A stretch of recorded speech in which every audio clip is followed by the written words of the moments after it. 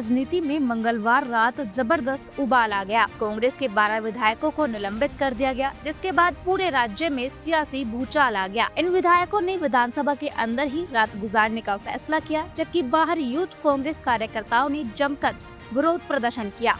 सवाल ये है कि आखिरकार ऐसा क्या हुआ कि ओडिशा की विधानसभा रणभूमि में तब्दील हो गई।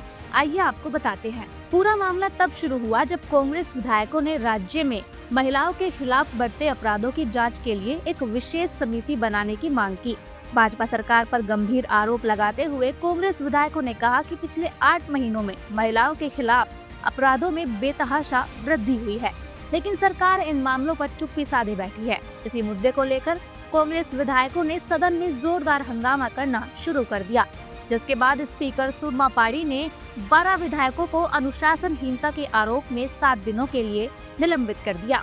निलंबित होने के बावजूद कांग्रेस विधायक झुकने को तैयार नहीं थे। उन्होंने ऐलान किया कि वे विधानसभा के अंदर ही रात बिताएंगे और अपने निलंबन का विरोध जारी रखेंगे। टाइम्स ऑफ इंडिया की रिपोर्ट के मुताबिक निलंबित विधायकों में सागर चरण दास, मंगू खिल्ला, सत्यजीत गोमांगो, अशोक कुमार दास, दशरथी गमंगो और सोफिया फिरदौस शामिल हैं। हम विधायक लोग पीसफुली प्रोटेस्ट कर रहे थे। एक ही हमारा मुद्दा था, महिला की सुरक्षा, और इसी मुद्दे के लिए हमारा प्रतिवाद जारी रहा है, आज तक प्रोटेस्ट जारी रहा है।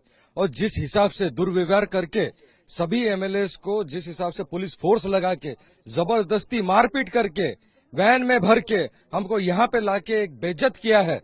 जनता प्रतिनिधि है हम, कोई मजाक नहीं है। खुलेआम डेमोक्रेसी का हत्या कर रहे हैं, खुलेआम। ये कोई मजाक है? जो सरकार जनता प्रतिनिधि का सम्मान करना नहीं जानता है, जिसका चरित्र नहीं है जनता प्रतिनिधि का सम्मान करना, वो कभी भी इस प्रदेश के, इस देश के ना तो महिला को सम्मान दे सकता है, ना किसानों को सम्मान दे सकता है, ना युवकों को सम्मान दे सकता है। ये सवाल आज समाज का हो गया है। इस तरीके से आप दुर्व्यवहार करके, अपनी ताकत का उपयोग करके एमएलएस को यहाँ पे लाके नहीं कर सकते। रात के 2 बजे जिस हिसाब से मिसबिहेव किया है, मैन हैंडल किया है, मारा गया, हमारे 2 एमएलए को पीटा है पुलिस फोर्सेस ने, इसका करारा जवाब कांग्रेस पार्टी देगा। और ये ओपन चुनौती है। लड़ाई आप लड़ना चाहते हैं और हम जबरदस्त लड़ाई लड़ेंगे। बिल्कुल प्रोटेस्ट होगा। विधानसभा में हम सस्पेंड हो और नहीं हो, अभी और कोई नियम का पालन नहीं होता है। जब सामाजिक न्याय का बात होता है, जब समाज के लिए लड़ाई होता है, कोई नियम वहाँ पे लागू नहीं किया जाता है।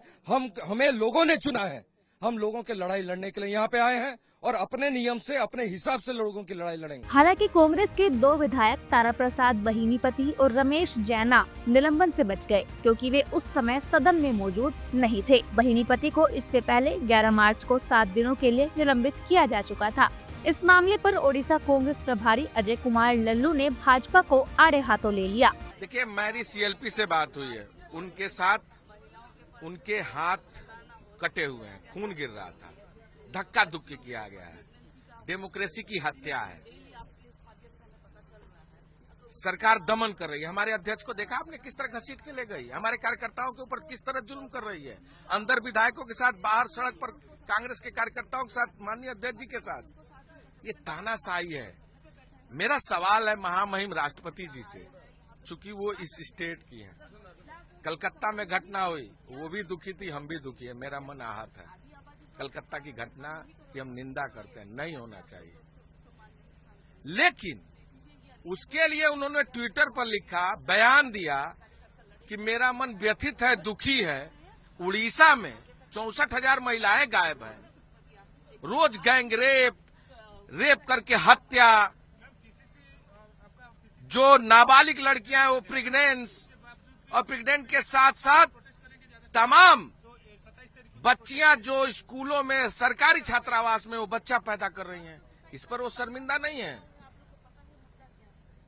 हमारे विधायक यही तो करें, हाउस कमेटी बनाइए, इस पर चर्चा करिए। क्या उड़ीसा राज्य में सदन में महिलाओं के सुरक्षा के सवाल पर चर्चा कराना, हाउस कमेटी बनाना, जांच की बात करना, उनके सुरक्षा की बात करना अपराध है? तो हमारे विधायक अपराधी है। लड़ेंगे, मजबूती से संघर्ष करेंगे।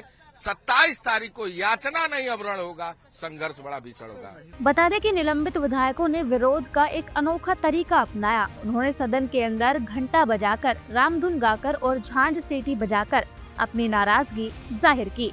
सदन की कार्यवाही बाधित करने के आरोप में इन्हें निलंबित कर दिया गया। दरअसल इस अनोखे विरोध के तरीके को लेकर कांग्रेस विधायकों का कहना है कि जब मंदिरों में ऐसा किया जाता है तो लोकतंत्र के मंदिर में ऐसा क्यों नहीं किया जा सकता।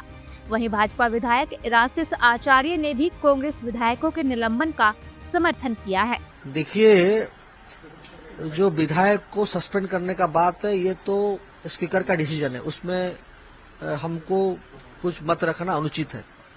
और दूसरा बात है कि जिस तरह का व्यवहार रहा है, आप देखते रहे, जब से ये विधानसभा शुरू हुआ है तब से लगातार आप देखेंगे कि किस तरह से उच्चारण और आचरण दोनों में कांग्रेस का कैसा रहा है।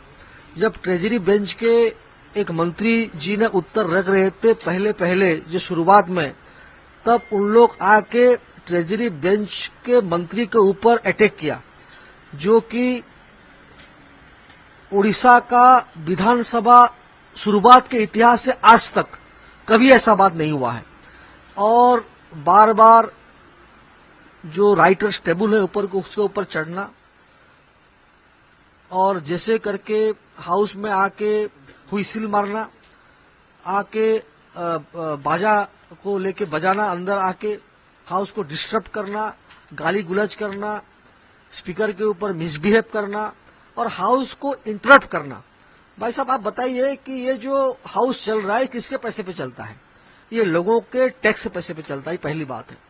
और लोग टैक्स क्यों देते हैं?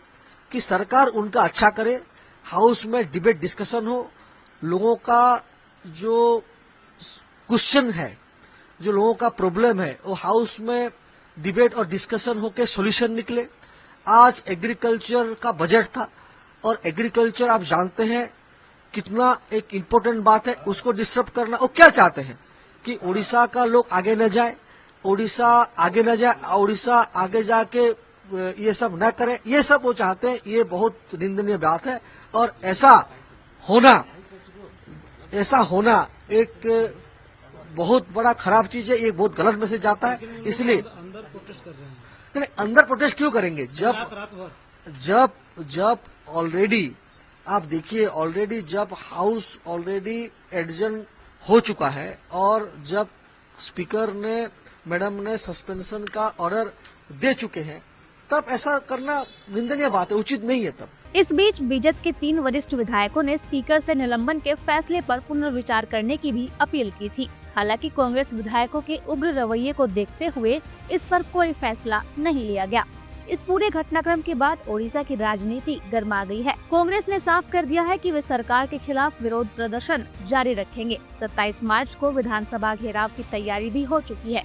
अब देखना ये होगा कि क्या निलंबित विधायकों को न्याय मिलेगा या ओडिशा में सियासी संघर्ष और भी तेज हो जाएगा। इस मुद्दे पर क्या है आपकी राय? कमेंट में जरूर बताएं। इस तरह की और वीडियोस देखने के लिए हमारे YouTube चैनल को सब्सक्राइब करें, बेल आइकन दबाना ना भूलें। यदि आप हमारा ये वीडियो Facebook पर देख रहे हैं तो पेज को लाइक और फॉलो जरूर करें। हमारे अन्य सोशल मीडिया पेजेस से भी जुड़े।